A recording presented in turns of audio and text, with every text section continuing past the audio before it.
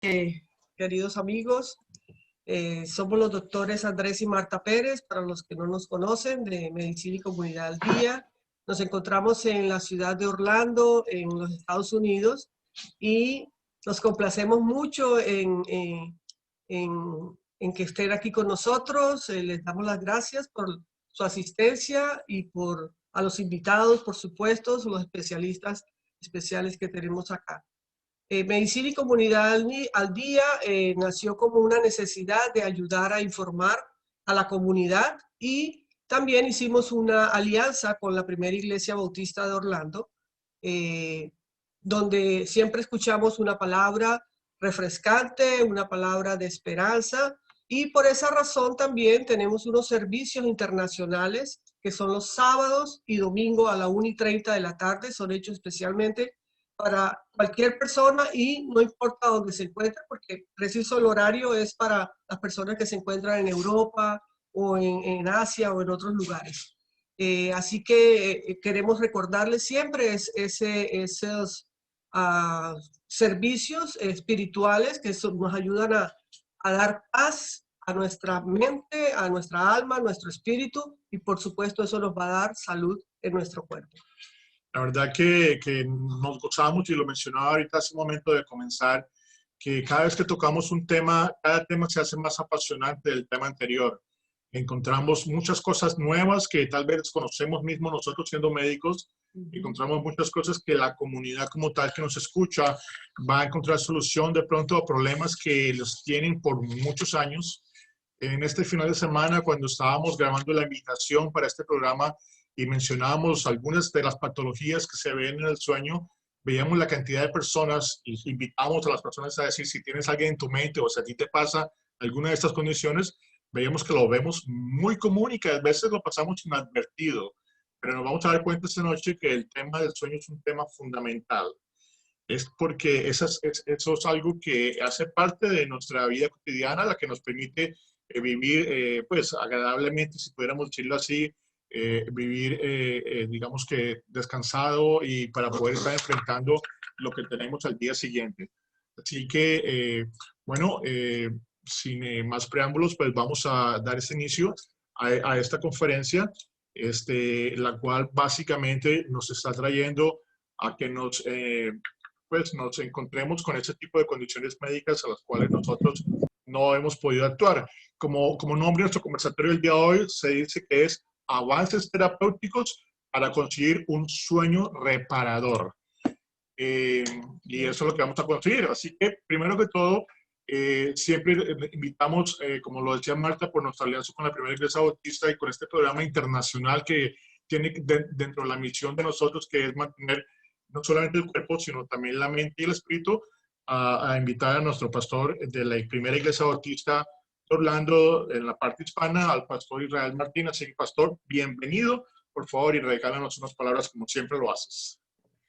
Muchas gracias, doctor Pérez, Marta, y gracias a todos los que están conectados. De verdad que les felicito, les tengo una admiración tremenda, y en nombre, representación de los 18 pastores que tiene First Baptist Orlando, queremos felicitarles y decirles que les respaldamos en lo que hacen. Tenemos un tremendo respeto por todo el personal médico, y sea de donde sea. Y sé que aquí hay gente de toda América Latina, de diversas partes de Estados Unidos, y sencillamente queremos decirle que estamos auspiciando, estamos actuando también como sponsors o patrocinadores de esta iniciativa, porque creemos que es extremadamente importante.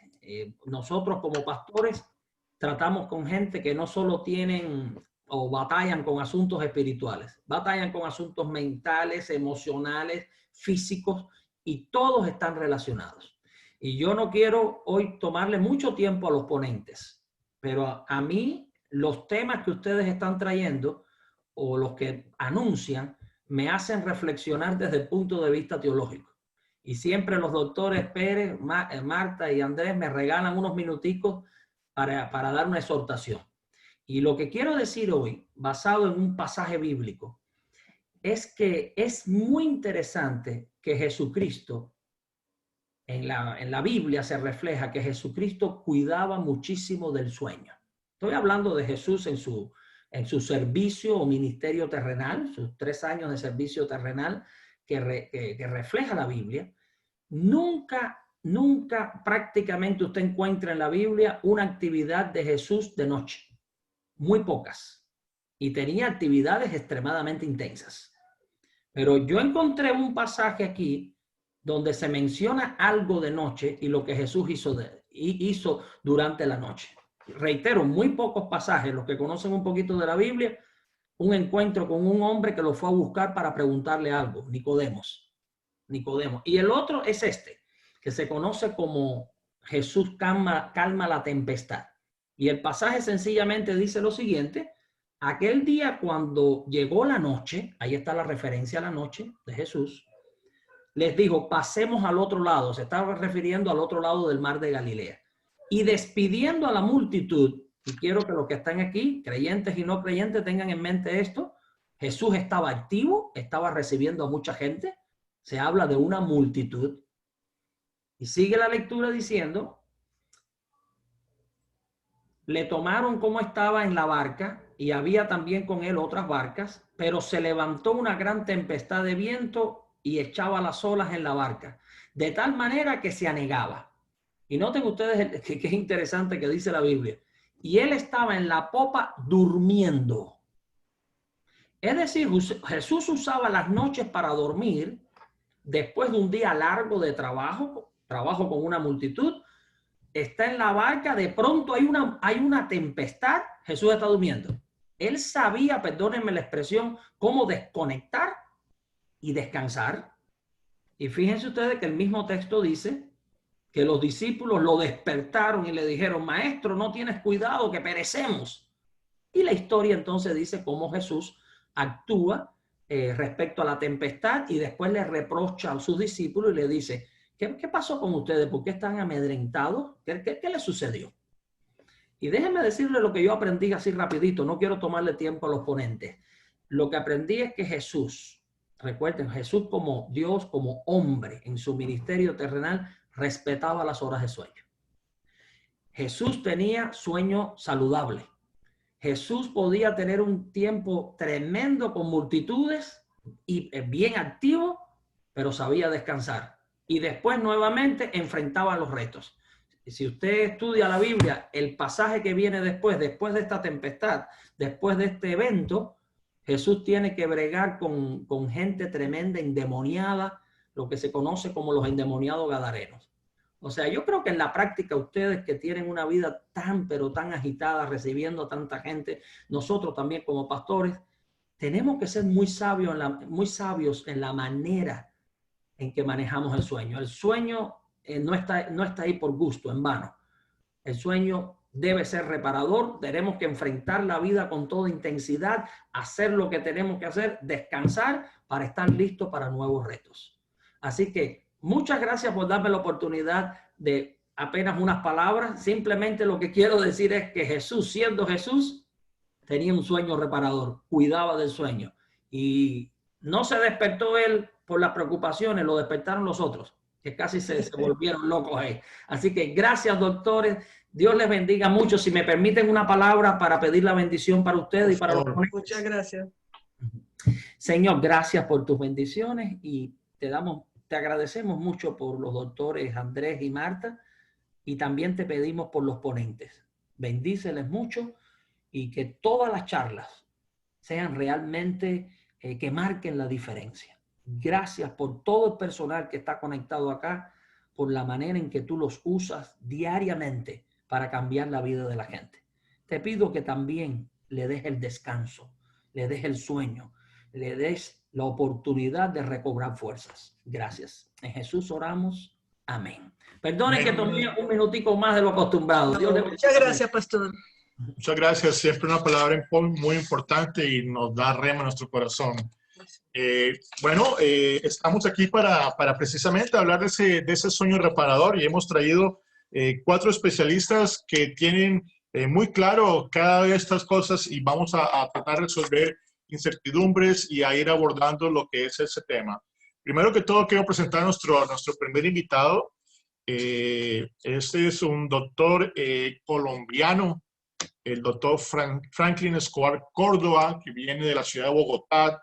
Él es médico de la Universidad Nacional de Bogotá, estudió psiquiatría en la Universidad Nacional de Bogotá también. Después hizo medicina del sueño en Toulon, Francia. Es profesor titular de psiquiatría en la Facultad de Medicina de la Universidad Nacional. Es investigador senior de Colciencias, director científico de la Fundación Sueño Vigilia Colombiana o Fundasubicol. Bienvenido, doctor Franklin. Nos encanta y nos acompaña. Gracias por aceptar nuestra invitación. Y quiero, primero que todo, pues agradecerle y expresarle nuestro aprecio por este tiempo que nos está dedicando en el día de hoy. Doctor Andrés Pérez y doctora Pérez, buenas noches. Igualmente al doctor Escandón, a la doctora Dafne Rivera, a todo al pastor Israel que acaba de darnos sus palabras. Y bueno, a todo el público que nos acompaña, pues muchas gracias por su invitación. Es primera vez que tengo la oportunidad de dirigirme de esta manera a un público pues tan heterogéneo y tan diverso. Me parece muy interesante y les agradezco mucho que me hayan invitado. Perfecto. Gracias a usted. Franklin, doctor Escobar, quisiera hacer algunas preguntas para podernos meter dentro del tema. Vamos a enfocarnos obviamente con el doctor Franklin desde la parte del punto de vista psiquiátrico, pero quiero antes de todo que hablemos del sueño. Doctor, ¿podríamos hablar un poco del sueño? ¿Cuáles son sus fases y algunas características generales para poder enfocarnos dentro de la problemática? Sí, en realidad el sueño es una de las funciones mentales superiores más importantes. Es tan importante que el sistema nervioso central se demora aproximadamente entre 3 y 5 años en tener una maduración que permita que el ser humano tenga un sueño ya parecido al sueño de un adulto. Si recordamos, los niños se demoran más o menos un año en caminar, hacia el final de los 2 años están ya teniendo algunas frases. El sueño requiere una maduración del sistema nervioso mucho más importante y eso permite pues que haya una serie de fases que se han reconocido, principalmente una que la llamamos las fases del sueño no more, sea un sueño que se caracteriza por ser casi el 75% de la noche y es un sueño sin movimientos oculares rápidos. Y hay otra fase que es la de movimientos oculares rápidos en la cual se presentan las ensoñaciones o la actividad onírica que tenemos los seres humanos. Digamos, esas son como las dos principales características. Perfecto. Yo quiero también comentarle a todas las personas que nos acompañan en esta noche. Vamos a estar estableciendo las primeras preguntas para cada uno de nuestros ponentes. Vamos a estar dirigiendo. Usted que está acompañándonos y que va a tener preguntas, anótelas, colócalas en el chat. El Zoom tiene la posibilidad de colocar en chat preguntas si tienen, para que al final, cuando hagamos la mesa redonda, podemos dirigir las preguntas a cada uno de los ponentes que están en el día de hoy. Así que, mientras tanto, pues mantenemos sus micrófonos en mute para que podamos desarrollar la conferencia sin ningún problema. Perfecto. Ya ubicándonos en esa temática, para que les sea familiar a todo el mundo la fase de sueño REM o no REM. Eso es importante porque cuando hablemos de las patologías vamos a ver por qué esto. Muy bien, doctor Escobar. La pregunta siguiente tendría ¿cuáles han sido los principales problemas del sueño durante esta pandemia? Hemos estado metidos en el COVID-19 por varios meses. ¿Cuáles son esos problemas que se han visto dentro de la pandemia? Bueno, al menos acá en Bogotá, Colombia, lo que hemos encontrado en la consulta de los pacientes con mayor frecuencia es episodios tanto de insomnio, de alteraciones en los hábitos normales del sueño. Hay una característica que nosotros la llamamos la clinofilia, y es que muchas personas trabajar en casa, estudiar en casa y no pueden salir a hacer sus actividades. Nosotros en Colombia ajustamos casi 5 meses en que no se podía salir a la calle. Entonces las personas han destinado la habitación de su casa para dentro de la habitación estar acostados en la cama o sentados en la cama haciendo todo tipo de actividades. O sea, en la cama estudian, en la cama hacen trabajo, en la cama almuerzan, en la cama revisan el computador, el correo electrónico, las tablets. Y en la noche, cuando ya tienen que apagar la luz y se van a dormir, se quedan despiertos pues porque han permanecido muchísimo tiempo acostados, no reciben la luz del sol, que es muy importante para pues tener los ritmos biológicos que regulan el ciclo sueño-vigilia, y ha sido como uno de los principales problemas. Además, se ha desencadenado también muchos episodios de insomnio en muchas personas debido a la ansiedad que se ha disparado en esta época del COVID, también a eventos de depresión. También ha habido ya casos de estrés postraumático, pues porque los familiares de las personas que han fallecido no tienen oportunidad de ir a la ceremonia o a los rituales de la velación y el duelo que se desarrolla por esta situación. Entonces los pacientes han desarrollado muchos problemas de sueño básicamente debido a esto. Y las personas que ya tenían problemas de sueño, pues se han exacerbado también, ¿no? O sea, han tenido más dificultades. Perfecto. Cuéntanos por qué se presenta el insomnio y cuáles son las causas más frecuentes de esto. Bueno, el insomnio lo debemos clasificar en un insomnio que puede ser agudo, que puede durar pocos días, pocas semanas, y hay un insomnio más crónico que dura ya varios meses. Digamos, las causas del insomnio agudo de corta duración generalmente son cuadros ansiosos o cuadros reactivos al estrés que se vive en la vida diaria, ¿no? Mientras que el insomnio crónico se debe ya más propiamente a trastornos psiquiátricos que principalmente son cuadros de ansiedad, o sea, personas que se van a dormir, no pueden, colocan la cabeza en la almohada y empiezan a pensar y a pensar en cosas y no pueden dormir. Hay otras personas que se deprimen, entonces en horas de la madrugada arrancan a dormir bien, pero en horas de la madrugada, tipo 1 o 2 de la mañana, se prende un bombillito, la persona queda mirando para el techo y empieza a cavilar cosas o a voltearse para un lado y para otro y no concilia el sueño. El estrés también. Y existen ya propiamente las alteraciones del sueño, los trastornos primarios del sueño que se acompañan en el insomnio crónico, como por ejemplo el síndrome de piernas inquietas o la apnea del sueño, que entiendo que los otros doctores van a profundizar en este tema. Y hay una serie de parasomnios también que pueden llevar a que la persona no pueda tener su sueño de buenas características. Cuando hablábamos de los tipos de insomnio, hablabas de episodios agudos, episodios crónicos. ¿Alguna clasificación que hable de los insomnios tardíos y tempranos? Porque pienso que es diferente que tú no consigas dormir al principio o que lo que te pasa es al final de la noche. Sí, uno puede clasificar el insomnio de acuerdo a la presentación. Digamos, cuando la persona tiene un insomnio de conciliación, que empieza a dormir o se acuesta, apaga la luz y trata de dormir y no lo puede lograr en cuestión de 20, 30 minutos y dura 1, 2, 3 horas en poder conciliar el sueño, pues lo llamamos un insomnio de conciliación y frecuentemente las causas pueden ser un síndrome de piernas inquietas, un cuadro de ansiedad, trastorno obsesivo compulsivo, lo puede llevar a uno a eso.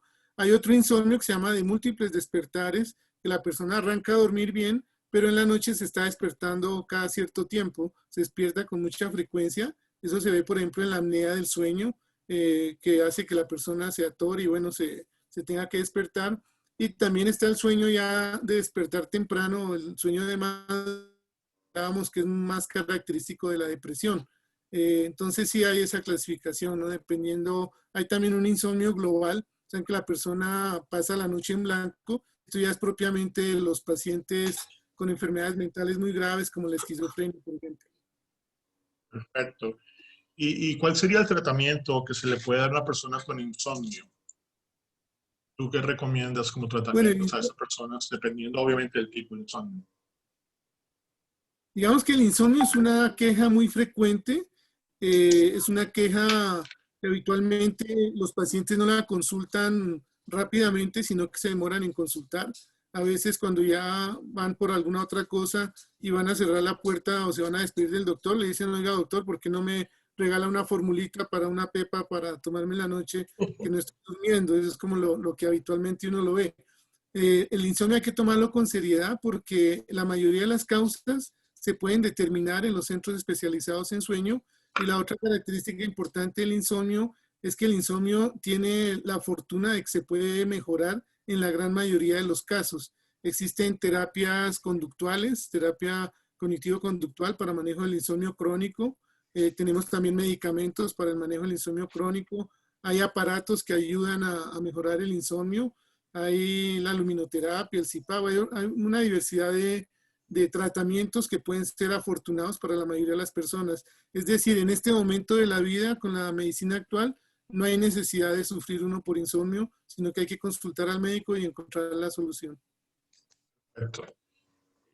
Quiero aprovechar para invitar a todas las personas que se están conectando, que se conectan por primera vez o que no lo han hecho hasta ahora, en el chat, por favor, registra tu nombre, del sitio, de qué ciudad y de qué país estás conectado y agrega tu correo electrónico para poder estar en contacto. Recuerden que Medicina y Comunidad al Día tiene una página web que es medicinaycomunidadaldía.com, en donde esta charla que ustedes están viendo hoy la podrán volver a ver, se está grabando, va a ser repetida cuantas veces ustedes quieran. Hay un canal de YouTube también que tiene todas las conferencias que estamos narrando el día de hoy. Y ahí en la página web usted podrá encontrar más información, inclusive de cada uno de nuestros ponentes o conferencistas, por si quiere contactarlos a ellos. Así que regístrate, usa el chat para registrarte y también visita nuestra página web. Perfecto, doctor Escobar. La pregunta siguiente es, ¿qué es la somnolencia y cuáles son sus causas? Hablamos del insomnio, ahora hablemos de la somnolencia. Bueno, la somnolencia se presenta cuando la persona tiene como una necesidad imperiosa de quedarse dormido en situaciones que habitualmente tenemos que estar alertas. Por ejemplo, cuando la persona va a la iglesia y en plena ceremonia se queda dormido, o va al cine y se queda dormido, o en clase o en una conferencia también se queda dormido, pues son situaciones que son anómalas y se deben estudiar. La somnolencia entonces se caracteriza por eso, hay que diferenciarla de lo que es la somnolencia normal, que todos presentamos en las noches, pues nos da somnolencia, pues para podernos ir a dormir. Inclusive la máxima somnolencia que tenemos está más o menos entre las 3 y las 5 de la mañana, que es inclusive cuando más ocurren los accidentes de tránsito más graves o más fatales. Y también hay un periodo de somnolencia fisiológica o normal que se da al mediodía, entre las 12 y 2 de la tarde, que es la época en que podríamos hacer siesta. Y es recomendable hacer la siesta. La gente que hace siesta normalmente vive muchos más años, ¿no? Pero si se presenta una somnolencia con mucha frecuencia durante el día, cuando tenemos que trabajar, cuando tenemos que estudiar o hacer nuestras actividades diarias, nos la pasamos cabeceando, pues esa somnolencia hay que estudiarla, hay que hacer un diagnóstico y ver cuál es la causa. ¿Existe la posibilidad de que una persona que sufra de insomnio y somnolencia al mismo tiempo? Sí, claro, lo vemos con bastante frecuencia. Pacientes, por ejemplo, con apnea del sueño, es frecuente encontrar eso. Hay pacientes con una enfermedad rara que se llama la narcolepsia, que también presentan insomnio y somnolencia. No es raro. Perfecto. ¿Y por qué sucede normalmente cuando estás durmiendo la noche que a veces como que se dificulta, por diferentes razones te despiertas, igual te quedas dormido y precisamente 20 minutos, media hora cuando suena el reloj es cuando estabas en el mejor sueño? ¿Es algo común que suceda esto? Bueno, habitualmente cuando uno ha pasado una buena noche y llega la hora de despertarse, está generalmente en la etapa de sueño REM o sueño MOR, en la cual tiene una actividad onírica, es un sueño profundo, y pues puede coincidir con ese periodo de sueño, ¿no? También hay una época de sueño profundo en que si uno se despierta en ese momento, pues podría también coincidir. Perfecto. Muy bien, doctor. Gracias, Franklin, por tu información. Obviamente, en la mesa redonda vamos a tener más preguntas del público para ti. Excelente. Y seguimos con nuestro próximo invitado. Ahora vamos a seguir con el doctor Juan Carlos Escandón. Es un placer de presentárselos, un gran amigo, muy allegado. Doctor Escandón es colombiano, sangre colombiana de Doncello, Caquetá. Y que viva Caquetá. Corazón americano. Estudió medicina en la Universidad Juan N. Corpas en Bogotá, en Colombia. Se especializó en medicina familiar y medicina del sueño en la clínica Cleveland y director médico del IMA Medical Group y también del otro grupo que nos contaste ahorita, que es el grupo SleepMed. Privado. ¿Cómo se llama? SleepMed es una compañía privada que se encarga de hacer medicina del sueño aquí en todo Estados Unidos. Así que bienvenido, muchas gracias por aceptar la invitación. Así que gracias, Juanca. No, gracias Andrés, gracias Marta por la oportunidad. Gracias a la doctora Dagné, a Daniel, que no le he visto, no le he visto la carita por ahí. No está ahí, Está por ahí. Por ahí está. Y gracias Franklin por esa importante charla. Y gracias a todos los que están hoy reunidos y por permitirnos esta pequeña ventanita para comunicarnos. Y una de las cosas que más me apasiona a mí es el sueño. Y de verdad, pues para mí es una oportunidad grandísima tener esto para poder brindarle a toda la comunidad estos servicios, ¿ok? Y lo más importante, tal vez, es que todos hoy se lleven una pequeña idea de lo importante que es sleep, lo importante que es el sueño, perdón, me confundo un poquito, sí. Pero lo importante que es dormir, importante que es dormir. Dormir es supremamente importante, y con que hoy alguno de ustedes llegue a su casa y diga, oiga, de verdad tengo que tratar de dormir por lo menos de 5 a 7 horas, ya hemos hecho la labor el día de hoy, ¿ok? Bueno, Andrés, Sí, estoy listo para ti. Te cedo a mi esposa. hay una enfermedad o un trastorno del sueño que muchas personas no pensarían que es muy frecuente, que es bastante común, y es la apnea del sueño, porque se confunde tal vez con otros síntomas o con otras cosas que tenemos al dormir, pero por eso queremos y traemos los especialistas para que nos explique, Juanca, por favor, qué es la apnea del sueño y qué la puede causar. Bueno, la apnea del sueño, primero que todo, es una enfermedad seria. La gente, al pobre pacientico que ronca, siempre lo molestan, lo hacen en forma de chiste, le dicen que como ronca, que ronca como un tren, que nadie, pero nadie de verdad piensa que este roncador tiene una enfermedad. Y ese es el gran problema. Lo primero es la educación, y el paciente debe entender que está enfermo, porque la apnea del sueño o la enfermedad obstructiva tiene problemas complicados en un futuro. La enfermedad de por sí, la etiología es muy sencilla, es por una alteración en la parte posterior o en la parte anterior de la vía aérea. Entonces se colapsa, y al cerrarse, este tubito se cierra y el paciente no recibe una buena ventilación. La labor de nosotros los médicos es tratar de identificar dónde es esta obstrucción para determinar qué tipo sería la mejor terapia de este paciente. ¿Cuáles son los síntomas? Los síntomas son muy fáciles. El primero es el paciente que va a comenzar a roncar, que comienza a ahogarse en las noches, que comienza a sentirse cansado en las mañanas. Nosotros utilizamos unas escalas que nos permite medir el grado de somnolencia que este paciente tiene. Entonces, de acuerdo a esas escalas, nosotros decimos. Y decimos, pues, cuál es lo que hay que hacer con este pacientico. Y las otras son las diferentes clasificaciones que nosotros le damos a la apnea, pero esto ya se hace con diferentes estudios que nosotros hacemos en el Sleep Center, en los centros de sueño. Es una de las cosas que uno siempre debe, que yo le hago énfasis a mis pacientes, es que el paciente no siente el problema. Y usted se da cuenta que los que llegan a la consulta es la esposa o los hijos son los que traen al paciente, porque el paciente llega con fracturas de costillas, pero no es porque se ha caído, es porque la esposa le está dando codazos para que por favor pare de roncar. Y ya los hijos ya no quieren dormir con él, ya nadie quiere dormir con él, ya tienen que todo el mundo lo único que hace es burlarse, pero nunca nadie ha tomado una decisión clara, a ver, ¿cómo vamos a ayudarle a este pacientico? Entonces, este paciente llega porque es referido por sus familiares. Él no tiene síntomas muchas veces. Lo único que es, y ni se da cuenta del grado de cansancio que tiene. Entonces, lo que nosotros tratamos de hacer es explicarle a este paciente y a la familia, concientizarlo que hay que manejar esta condición, porque en un futuro, si no la manejamos, va a tener problemas mentales, hay problemas cardíacos, hipertensión, y está asociado hasta con stroke y con diabetes, y el aumento de peso también. Entonces, la sleep apnea es una enfermedad seria, silenciosa, y hay que tratarla. Sí, ¿pueden presentarse complicaciones en estas personas que sufren de la apnea y que no hacen tratamiento?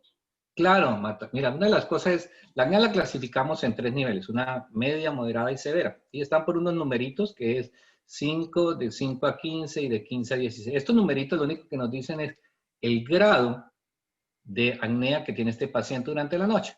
De 0 a 5 es normal. Es normal que Andrés se acuesta a dormir y ronque de vez en cuando un poquitico, y da un margen de 0 a 5 veces de para de respirar, pero si vamos a decir, bueno, tiene una apnea, no es apnea seria, solamente tiene un ronquido. Porque una de las cosas, aclaremos este término, no todo el que ronca tiene apnea, pero todo el que tiene apnea ronca. Entonces eso es importante aclararlo, ¿ok? Entonces luego este numerito puede subir de 5 a 10, ya sabemos, por debajo de 5 normal, luego de 5 a 10, y entonces de 5 a 15, perdón, de 5 a 15 le decimos que tiene una apnea mild o mínima. Luego de 15 a 30 es moderada y más de 30 es severa. Y es el número de veces nosotros contamos por medio de las diferentes tecnologías que tenemos para poder clasificar este estudio, este grado de apnea que el paciente tiene. Entonces, de acuerdo a esto, nosotros le decimos al paciente, bueno, si usted tiene una apnea de 5, podemos darle este tratamiento, tal cosa. Las complicaciones a las que nosotros más le tememos son las complicaciones cardiovasculares. Y entre esas complicaciones está la hipertensión y los stroke, que están seriamente relacionados con los pacientes que tienen apnea. Hay varios estudios que han mostrado que pacientes que tienen apneas superiores o moderadas, ¿ya? Estos pacienticos también tienen fenómenos de alteraciones cardíacas, como arritmias cardíacas. Y la más frecuente es la fibrilación auricular. Entonces, por eso es muy importante, Marta, que todas las personas que están reunidas hoy entiendan la severidad de la sleep apnea, de la apnea de sueño, perdón. Sí. ¿Y cómo se diagnostica esto? ¿Cómo se hace un examen? ¿Se explica? Sí, el diagnóstico de sleep apnea, pues lo primero es hacer una muy buena historia clínica, segundo un examen físico. En esta historia clínica, pues le vamos a preguntar los signos básicos que estuvimos hablando, si el paciente ronca, si el paciente tiene apneas que se le vean, o sea, que para o que se dificulta para respirar durante la noche, si se despierta ahogado, si tiene obstrucciones de algún tipo. Todas estas son las que nos da, y el grado de somnolencia que tiene durante la noche. Ya, luego pasamos al examen físico. El examen físico nosotros como doctores vamos a mirar cómo está la vía aérea respiratoria alta, la vía respiratoria media, la vía respiratoria baja, para mirar a ver cómo está este paciente y qué grado de obstrucción tiene este pacientico, para mirar a ver cómo le va. ¿Ya? Después del examen físico, también una cosa muy importante es que tenemos que tener en cuenta que la sleep apnea, el sexo es importante hasta antes de la menopausia. Los hombres roncamos desde muy joven, comenzamos a roncar muy joven. Las mujeres, ninguna ronca. Si usted le pregunta, ninguna ronca. Hasta que llega la menopausia. Después de la menopausia, las mujeres comienzan a roncar, pero nunca lo reconocen. Siempre que ronca es el marido. ¿Ya? La otra es la obesidad. No quiere decir que todos los obesos roncan, pero sí hay un grado, ¿ya? Y pues pacientes que tienen una obesidad severa van a tener mucha más tendencia a roncar. Pero tenemos también pacientes que tienen un body mass index que no son tan gordos, como los pacientes asiáticos, que generalmente van a tener también problemas de obstrucción de apnea, porque lo que está pasando es que la dificultad, la lengua es demasiado grande y se va para atrás. Esto lo vemos en los pacientes que tienen mandíbulas muy pequeñas, o pacientes que tienen deformidades dentales, o pacientes que tienen enfermedades neurológicas, como los pacientes con síndrome de Down, o otras enfermedades, otras enfermedades neurológicas, o otras enfermedades genéticas. ¿Ya? Entonces también porque tiene una capacidad dental muy pequeño el espacio bucal para la boca, y se desplaza hacia la parte posterior y comienzan a roncar. ¿Ya? Y luego pasamos ya a la parte, bueno, nosotros ya como doctores ya hicimos la historia clínica, ya hicimos el examen físico, y le decimos al paciente, hay dos formas de hacer el diagnóstico. Una que es en el Sleep Center, en la cual el paciente va a ir por medio de una máquina que tiene 22 sensores, se le colocan un poco de sensores en la cabeza, se le van a colocar sensores que miran la frecuencia cardíaca, la frecuencia respiratoria, el movimiento de las piernas, la transmisión de las ondas cerebrales, las transmisiones cardíacas, y nos va a dar unos ciertos parámetros que nos dice a nosotros si el paciente para o no para respirar, y nos indica los niveles de oxigenación de este paciente. ¿Ya? Esa es la forma para hacerlo en la... Pero la tecnología avanzó. Gracias al avance de la tecnología, nos permitió a nosotros tener más acceso al paciente, tener la capacidad de llegar a la casa del paciente, que son los monitores en casa. Los monitores en casa hay diferentes tipos. Aquí en Estados Unidos, pues los clasificamos desde 1 hasta 5.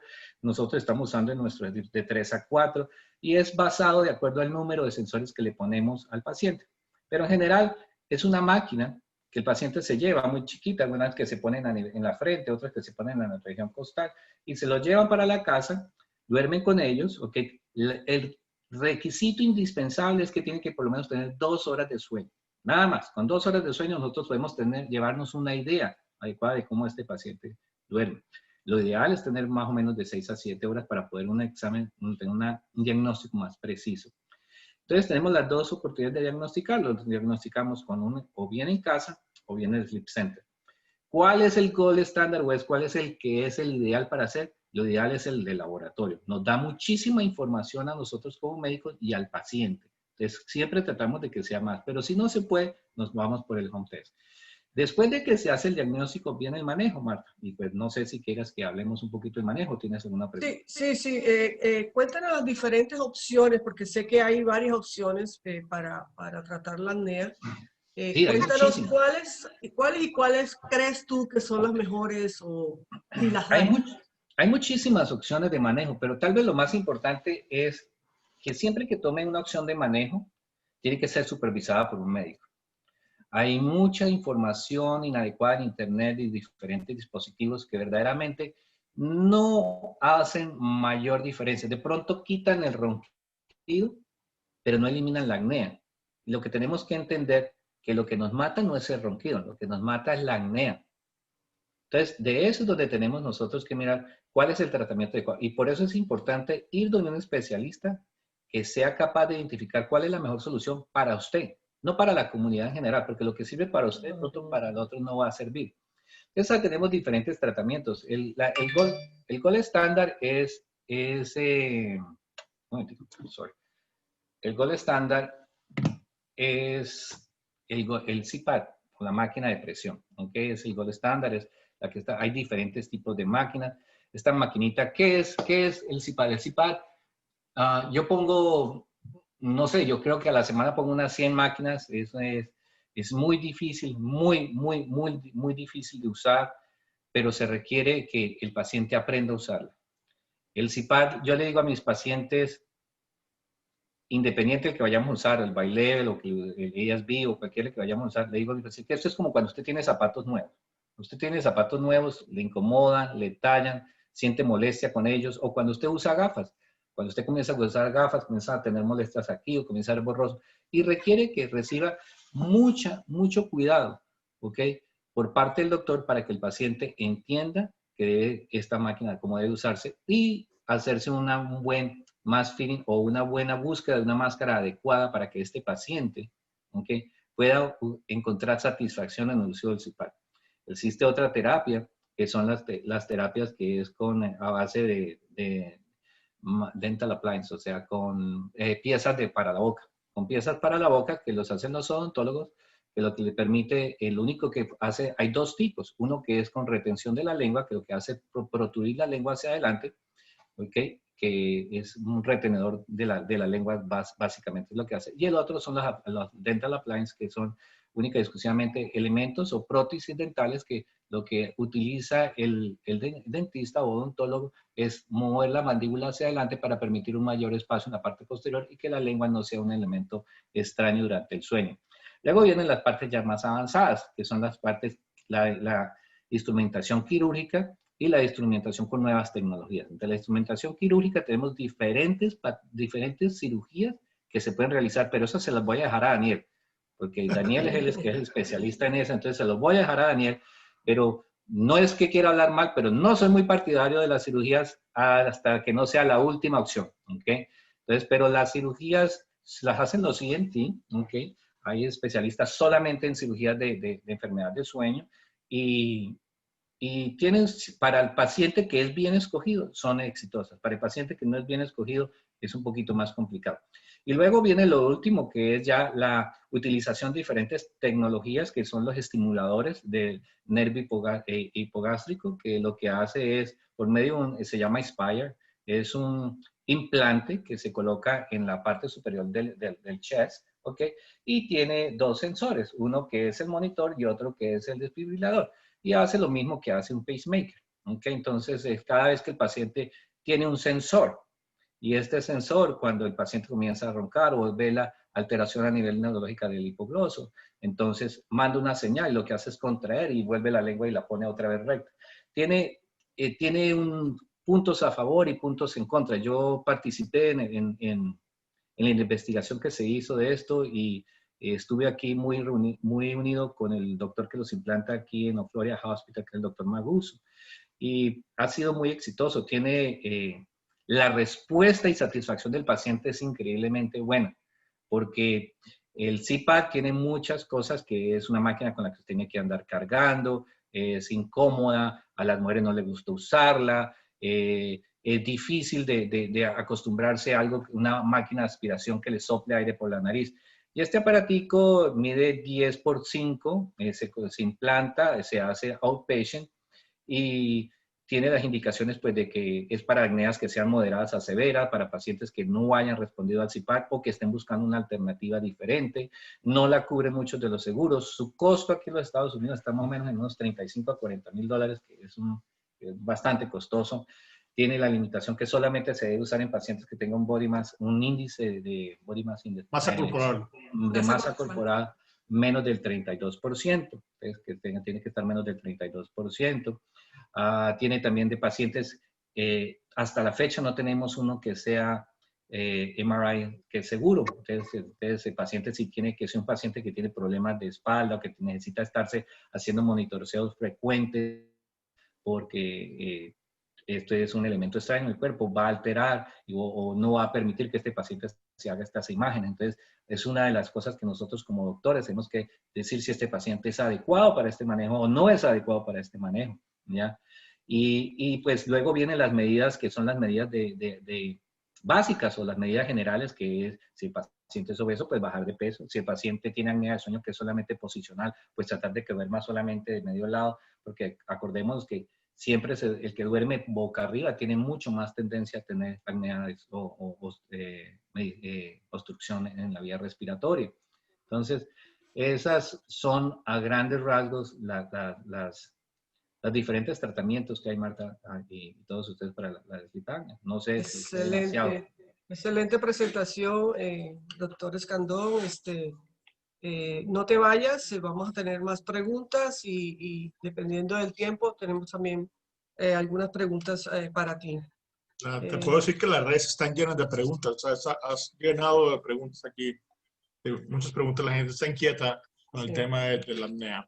Así que todos los que están con preguntas y que están dando la apnea, espérenos un poquito más. Después de 2 exposiciones más vamos a poder hacerlo. Si quiere, guarde su pregunta, colócala dentro del listado del chat y lo vamos a resolver, pero vamos a continuar con nuestra próxima invitada. Al final vamos a las preguntas. Ok. Nuestra próxima invitada, ella viene de Santiago de Chile, lo cual me gustó muchísimo poder traer una participante de Sudamérica, bueno, Colombia también es Sudamérica, pero el cono sur de Sudamérica, y esta es la doctora Daphne Rivera. La doctora Daphne Rivera nació en Temuco, ¿es correcto? No. Abre tu micrófono. Temuco. Temuco. Abre tu micrófono, Daphne. Temuco. Abre tu micrófono. Cerrado, Daphne. Déjame si yo lo puedo abrir desde acá. Estoy abriendo. Ahí, ya, perfecto. Discúlpame. Sí. ¿Cómo se dice? Temuco. Temuco. Temuco, exacto. La letra me quedó Temuco, ok, Temuco. Estudió medicina en la Universidad de Concepción y neurología infantil, igualmente en la Universidad de Concepción. Hizo un posgrado en sueño y electroencefalografía en la Universidad de Santiago de Chile y trabaja en la clínica Sonno. Es una clínica especializada en Santiago de Chile dedicada solamente a problemas del sueño. Doctora Daphne, bienvenida. Muchas gracias por aceptar la invitación. Nos agrada mucho que nos acompañes hoy. Por la invitación y espero poder ayudarles en algo que pueda decirles, ¿no es cierto?, en relación a los pequeñitos. Y que ahora vamos a hablar de pequeñitos. Así es, así es. Todos tenemos problemas de sueño, como lo decía el doctor Franklin, desde muy pequeños hasta los más adultos. Vamos a enfocarnos en los niños. Así que, bueno, vamos a materia. Y doctora Rivera, la primera pregunta sería, ¿cómo se comporta el insomnio en los lactantes, sobre todo en estos tiempos de pandemia? ¿Y cuál es la mejor manera de manejarlos? Bueno, en general, los trastornos de sueño tienen un porcentaje más o menos de un 25-40% de la población general. Es decir, como pueden ver ustedes, antes de la pandemia, ese es el porcentaje de trastornos de sueño que tienen los niños. Ahora, en los pequeños, en los lactantes, normalmente los problemas mayores son los insomnios de mantención y conciliación. Ahora, en general, en los niños pequeños, en los lactantes, lo que ha pasado con estos periodos de pandemia es que Para tratar a estos niños, lo que buscamos es en general mejorar la higiene de sueño, mantener sus límites, ojalá no hayan situaciones inapropiadas para el manejo de ellos. ¿Y qué ha pasado en la pandemia? Que resulta que los niños han quedado encerrados con sus madres en las casas y con sus padres, los padres, muchos de ellos con teletrabajo, y obviamente que se han realmente echado a perder un poco estos hábitos. Los padres les cuesta mantener esta higiene y les genera mucha ansiedad a ellos y a los padres. Ahora, el porcentaje de insomnio en general en los niños, claro que ha aumentado, y la consulta mayor, le diría yo, doctor, es ahora en este momento padres desesperados que están en cuarentena, por ejemplo, y que tienen niños que lloran y lloran en la noche. Ahora, en general, cuando yo me enfrento a un paciente en esta circunstancia, lo primero que le hago una buena anamnesis para ver realmente qué es lo que podría producirle aparte de los problemas, digamos, que él puede tener por la falta de límite, es realmente si el niño tiene alguna patología que pueda hacer que este insomnio se mantenga. Obviamente pueden haber patologías orgánicas que son muy importantes de descartar en los niños, como son las intolerancias alimentarias, el reflujo gastroesofágico y evidentemente la broncopatía es lo que habló el doctor. Es muy importante porque, digamos, obviamente hace que el niño duerma mal. Obviamente tenemos un gran porcentaje de niños que tienen los trastornos del neurodesarrollo. Me refiero a los niños con trastorno por déficit de atención o niños con trastornos del espectro autista. Y realmente ahí el problema es mucho mayor. De hecho, el insomnio normalmente y las alteraciones de sueño en niños con trastorno del espectro autista se ve en un 80%. Es decir, que nosotros aquí tenemos que ver y aclarar primero con una buena anamnesis cuáles son, digamos, las cosas que nosotros vamos a poder manejar. Ahora, en un niño sano que no tiene patología de esa importancia, ¿no es cierto?, ninguna enfermedad, una comorbilidad, en general la idea es enfocar y ayudar a los padres para volver digamos, a mantener una buena higiene de sueño. Me refiero al hecho de que evitemos, obviamente, que los padres pongan a sus hijos lactantes, me refiero pequeños, en sus camas y los mantengan hasta los 2 años, que traten de que no coman después de los 6 meses de vida, ¿no es cierto?, que no coman en la noche, y tratar en general de que el niño esté en una situación de confort, pero no con los padres, sino que los padres tienen que saber, digamos, distanciarse de ellos y ponerlos en una pieza al lado, que es el mayor problema en este momento, que hay padres que se quejan de que están durmiendo toda la familia en una misma pieza, porque llora la guagua, llora el niño mayor, así que realmente es un caos para algunos. Entonces, lo más importante para los padres en estos momentos de pandemia es que tienen que mantener la higiene de sueño. Y una cosa sumamente importante son las pantallas. Es decir, la Academia Americana de Pediatría ha informado que se prohíbe totalmente a niños antes de los 2 años que sean expuestos a pantalla. Se prohíbe. Y realmente que si nosotros vemos a nuestros niños, los niños de 2 años están viendo un celular o un tablet o mirando monitos, ¿no es cierto? Bueno, de hecho la idea es no exponerlos a eso, los altera su funcionamiento y su sueño y les genera también trastornos de ansiedad. Los niños mayores, por ejemplo, los niños mayores que tienen los problemas de insomnio, digamos, porque tienen esas fases, en el fondo tienen fases retrasadas de sueño exclusivamente por la televisión.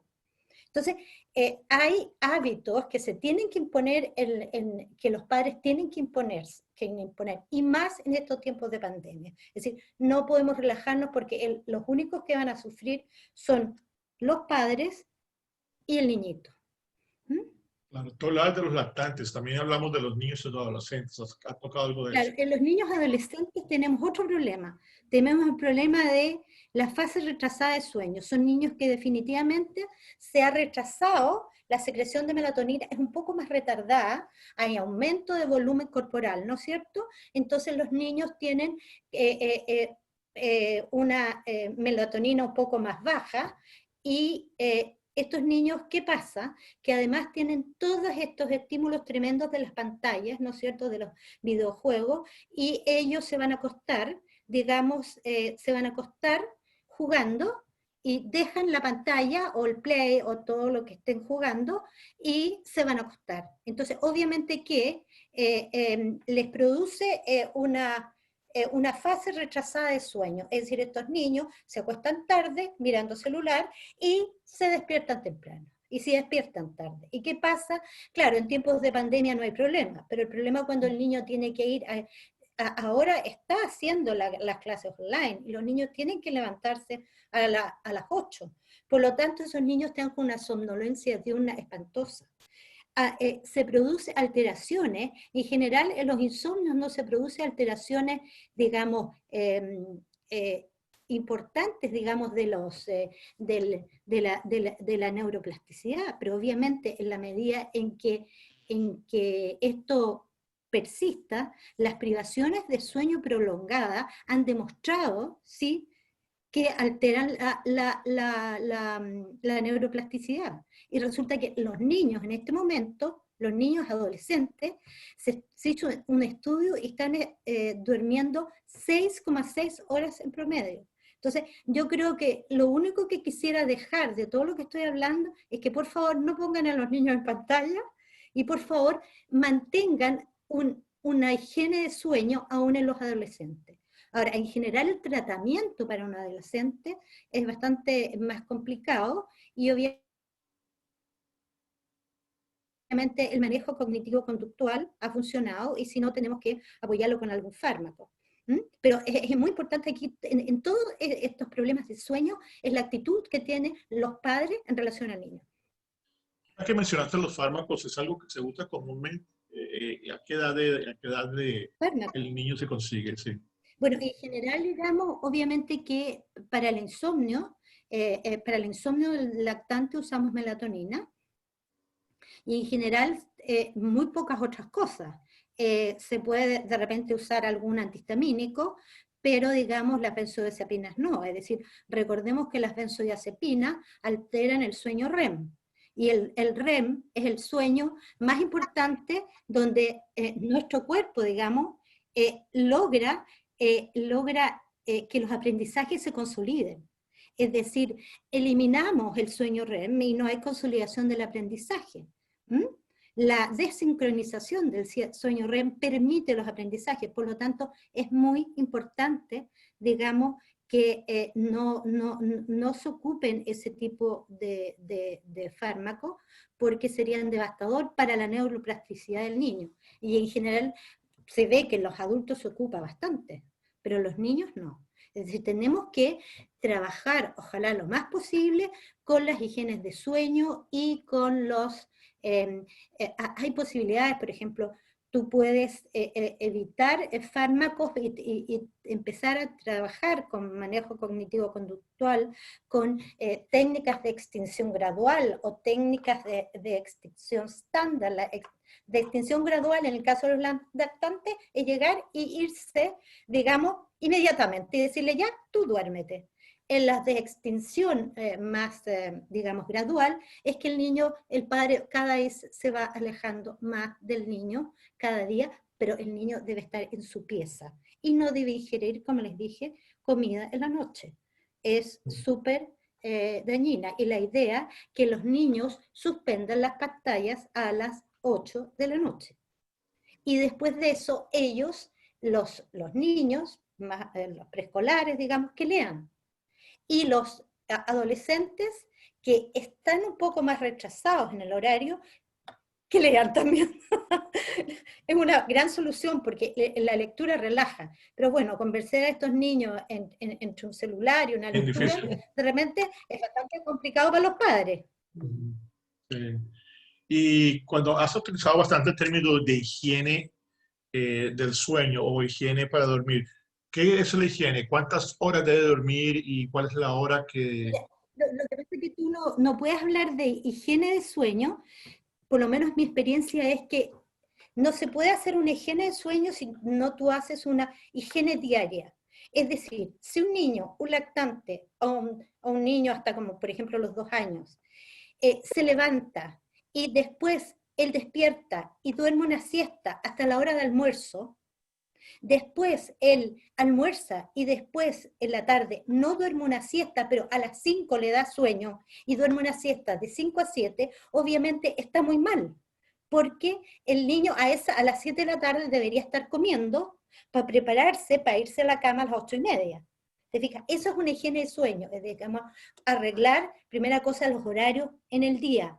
Muchos también están en relación a la alimentación, es decir, que en la medida en que nosotros, al lactante se le va poniendo la alimentación, digamos, empiezan a comer a los 7 meses, ya a 8 meses ya ellos están comiendo las 2 comidas, entonces es fácil arreglar, digamos, la higiene. Y en la noche, obviamente, a este niño la idea es llevarlo a su pieza y practicar, a mí me parece muy bien el método Estivil, con una extinción gradual, de la aproximación de los padres, digamos, que se vayan yendo lentamente y ojalá, digamos, sentarse donde él, tranquilizarlo, sentarse ojalá un sofá al lado y ver que el niño está tranquilo, que se tranquilice, leerle un cuento y después de eso ponerle una música y se van.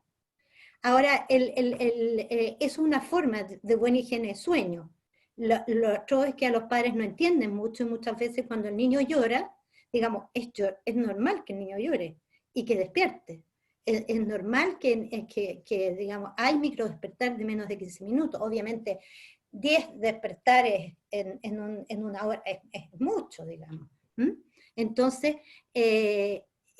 hay que ver, digamos, la actitud de los padres. Eso es súper importante porque hay padres que realmente toman al niño y se los llevan a la cama. Esa no es una buena higiene de sueño, porque, digamos, el niño va a saber que cuando tiene algún problema o llora, los padres van a venir corriendo a sacarlo de la cama, y eso le vaya a dañar el sueño a él. Ahora, si el niño permanece en su cama, y digamos, el padre permanece en su pieza y lo tranquiliza y lo relaja, y no lo toma en brazos, sino que sienta su presencia, lentamente el niño se va a relajar y va a volver a dormir. Obviamente partiendo de un niño sano. Obviamente si el niño enfermo tiene algún problema de enfermedad, acuérdense que Claro. nosotros tenemos muchos trastornos del neurodesarrollo, entonces por eso tenemos muchos problemas con la higiene de sueño, porque nuestra consulta mayor es por, como le digo, niños que tienen trastorno del neurodesarrollo, y a los niños con trastorno del neurodesarrollo es súper difícil lo de la higiene de sueño, porque son niños que son bastante más difíciles. Un niño autista, un niño con un trastorno por déficit de atención, es más difícil imponer una higiene de sueño. Porque, digamos, esos niños con hiperreactividad o con déficit de atención o autismo, ¿cómo se qué manera? Bueno, los niños con trastorno por déficit de atención son niños que tenemos que realmente son súper diagnosticados, pero muy poco valorados todas las alteraciones que realmente los niños tienen. Es decir, muchos médicos llegan, pretenden que con un medicamento se solucione el problema, pero esos niños se ha visto que tienen un 50% más de trastornos de sueño. Aparte de eso, tienen una mayor proporción de síndrome de piernas inquietas, mayor proporción de movimientos periódicos de extremidades, mucho mayor proporción, digamos, los pacientes con broncopatía, un 15% tienen trastornos por déficit de atención. Entonces son niños que tienen muchos problemas asociados que hacen que este sueño se los dañe. Además de la polisomnografía, los niños con trastorno por déficit de atención tienen una alteración en el REM. Entonces, obviamente que tienen una baja del REM, y la baja del REM y aumento, aumenta las dificultades, porque muchos de estos niños además tienen problemas de aprendizaje. Y si además tenemos una alteración de sueño con un REM corto, que digamos que no consolida bien los aprendizajes, digamos, estamos más mal. Es decir, el niño realmente con trastorno por déficit de atención, yo creo que hay que preocuparse un poquito más del sueño. No le hacemos mucho caso. Y la idea, digamos, que se ha planteado incluso a los niños, darles fierro, porque se sabe en la neuroprotección es básico el fierro, no solo en los síndromes de piernas inquietas, sino en los movimientos periódicos de extremidades. Ahora, en el trastorno del espectro autista estamos más o menos, ahí hay una disfunción, digamos, de la melatonina.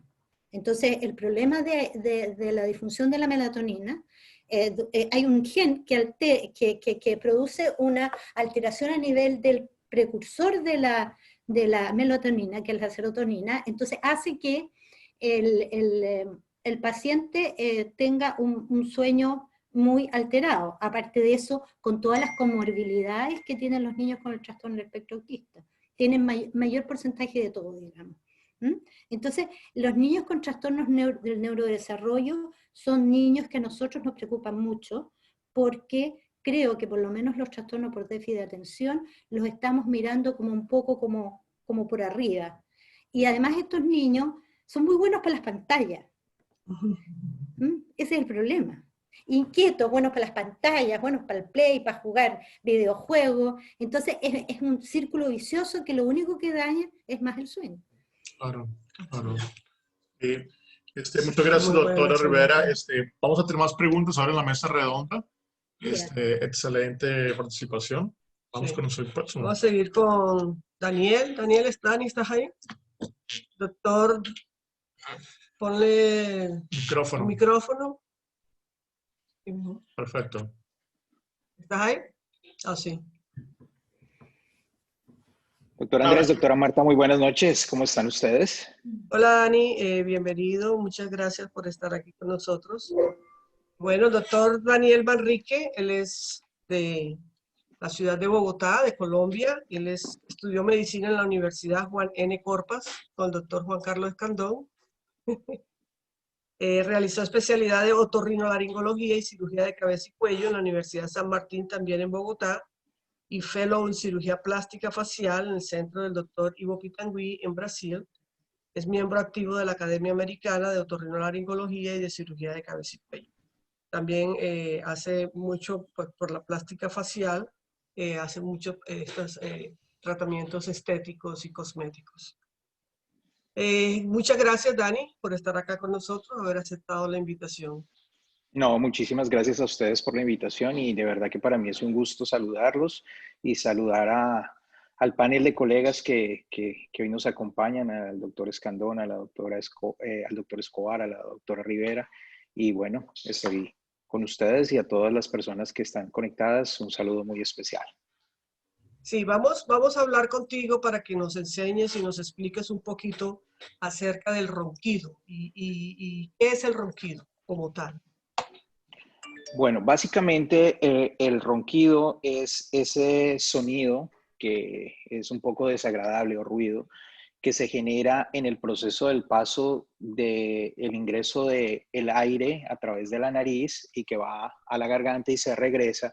En ese proceso, cuando ya estamos durmiendo y se han relajado los músculos, se genera una turbulencia, digámoslo así, y esa relajación por estrechez o por alguna causa en especial genera que el aire salga de una manera más lenta, se obstruye y por esa razón se presenta el sonido que nosotros conocemos como ronquido o snoring en inglés y que pues a muchas personas desagrada, ¿no?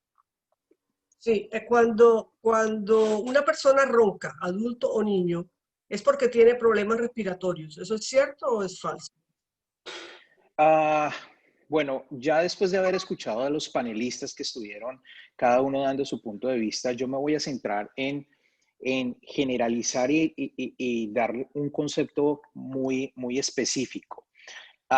No todos los pacientes que tengan un problema respiratorio roncan. Nosotros podemos roncar porque nos acostamos en una posición que no es la ideal y en el momento que estamos descansando, o sea, que nos dormimos en nuestras camas o dormimos en una silla o en algún momento que no descansamos bien, la posición del cuello y en especial la posición de la faringe y la laringe se comprimen y por esta misma razón muchos podemos llegar a roncar sin darnos cuenta y puede ser un evento transitorio.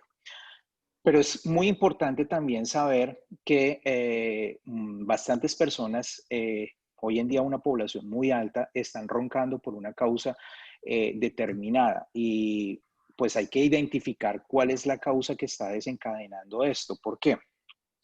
Porque, por ejemplo, yo recibo en mi consulta adultos y niños porque algún médico de pronto los remitió. Algunos llegan ya con una polisomnografía, que es el examen del sueño. Otros pacientes vienen porque simplemente vienen a hacer una consulta. Y ahí el tema que me comentabas de la cirugía estética, por ejemplo, de la nariz, y nos damos cuenta que el paciente tiene un problema de obstrucción nasal. Es decir, hay que identificar la causa de qué es lo que está generando el ronquido en nuestro paciente. En la consulta de otorrinolaringología, básicamente encontramos miles de causas que pueden desencadenar el sueño.